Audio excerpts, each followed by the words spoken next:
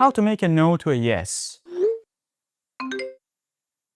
At 2 in the morning, I got a text from Lucy asking for help. Lucy was a matchmaker. Her job was pairing single people. She had problems getting new clients. People were rejecting her, saying no to her. So she reached out to a professional.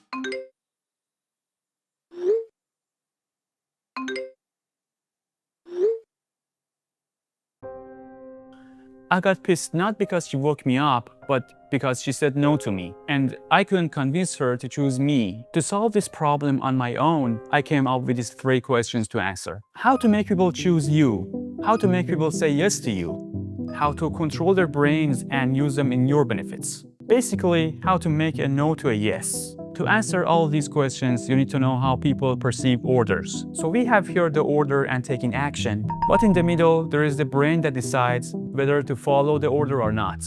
For example, I'm telling you to subscribe to my channel. That's my order to you. But your brain says no, so you don't take any action. But what is the solution here? How can I convince your brain to subscribe me? There is a secret back door here, and that is your emotion.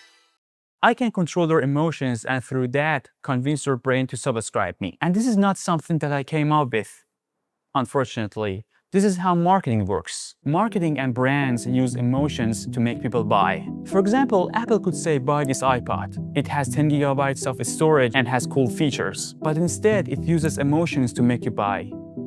And it says 1,000 songs in your pocket. So what are these emotions that marketing use and you can use to influence people? And also they use some kind of big rules to fully control people's brain, which I tell you in a bit. You know, I've been putting flyers out there as a marketing consultant to help people achieve their goals, whether that's a brand they want to build or selling a product or I don't know, anything. But before we're talking about emotions, what are the rules? The first rule is target the right audience and know their problems. The second rule is know their desires and goals. For example, you want to build a workout app for people to lose weight. So your target audience is overweight people, and their problem is being fat, and their goal and desires is to lose weight and be in shape. But how to make people choose your app instead of other similar apps out there? You can say, download my app to lose weight like everybody else. Or you can use emotion to make people choose you. This was actually a case of one of my clients. He had struggled getting people using his app, so I told him to use big rules, show the problem people had, and also the story of their transformations using your app. But where is the emotion here? The end result or being fit is the emotion. Happiness. The whole idea is to show emotion as the result, which in this case is joy or happiness. The whole idea is to show your brand or your product is the answer to their problems, and also show the answer or the goal, which in this case, once again, is happiness. Big brands are always using happiness as a result in their marketing. For example, Coca-Cola.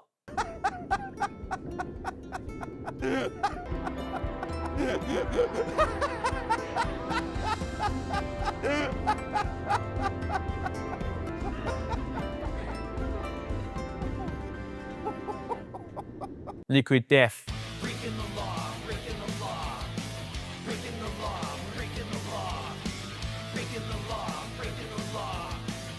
A van full of people. Sometimes happiness could just be a poster of a bitch on a rainy day. Oh, sorry. Lucy was head of a matchmaking agency. Her agency was struggling, couldn't sign any new clients. My solution? Fear.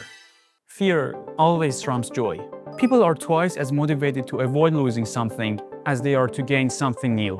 Fear of missing out, fear of dying, fear of Donald Trump, time limits and scarcity. The most obvious way to use fear in marketing is by helping people avoid real dangers. The best way to show iPhone abilities is simply to talk about the real risk of not using an iPhone and using Android phones instead.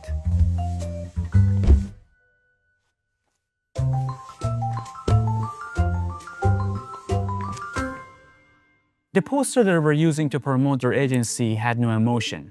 So I rolled up my sleeves and created the ad poster on my own. I used the idea of what will happen if you're single for the rest of your life. What? Fear of becoming alone. Fear of not having someone to talk with. Once again, don't forget the whole idea. Study the target audience and their problems, and study their goals and desires. In this case, the problem is being single, and desired outcome is getting a partner. I could show the idea of becoming a couple, but since a fear is twice as effective, I decided to show the fear of being alone for the rest of their lives. Mohammed was owning a food truck in New York City. He was doing okay, but since COVID, his business was going downhill. So he reached out to me, and I told him just do two things. Put your food truck in front of the Supreme Court building and hire a guy with a marker and a cardboard, and I'm gonna make you rich with anger. Anger is a great motivational tool for people to take action. It makes people to speak out and rally others to their side. The only job here is to find a common enemy or a villain and act and protest towards that enemy. We shall prevail. So my job here to find the enemy and protest against that enemy in front of the Supreme Court building and eventually gather people around and of course they become hungry. So the nearest place to eat, Mohammed. I'm in his food truck, god damn it. The more I get people mad, the more Mohammed will benefit. Anger against Trump, anger against war, anger against Hell in the Troy. Nothing? I ran this idea in Hollywood for his cousin Ahmed and oh man, that worked. For a while, anger against war. Did I say war enough? And thank God to Americans that are divided in every aspect possible. And that's how you use anger to make people choose you. Bob was living out there in the streets. A homeless man, a beggar. This time, I approached him. Can I help Bob to make more money off the streets with sadness?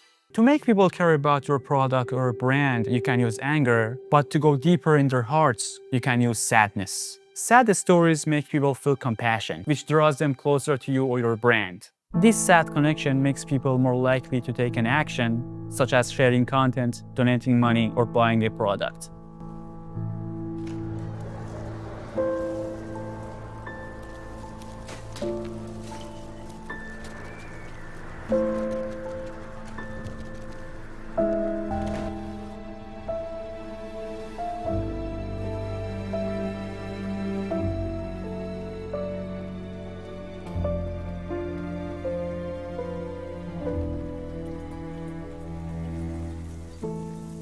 Problem Bob had was the written words on the cardboard.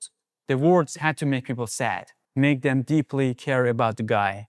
So I changed help me to saving money to see my kids and it's a beautiful day but I can't see.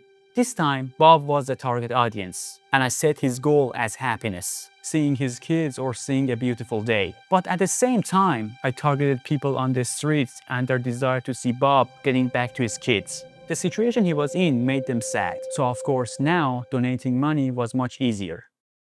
I hope you learned something here to use in your life and your career. So, after all, have I convinced you to subscribe to my channel yet? Many of you feel bad for this lamb. That is because you're crazy. It has no feelings, and the new one is much better.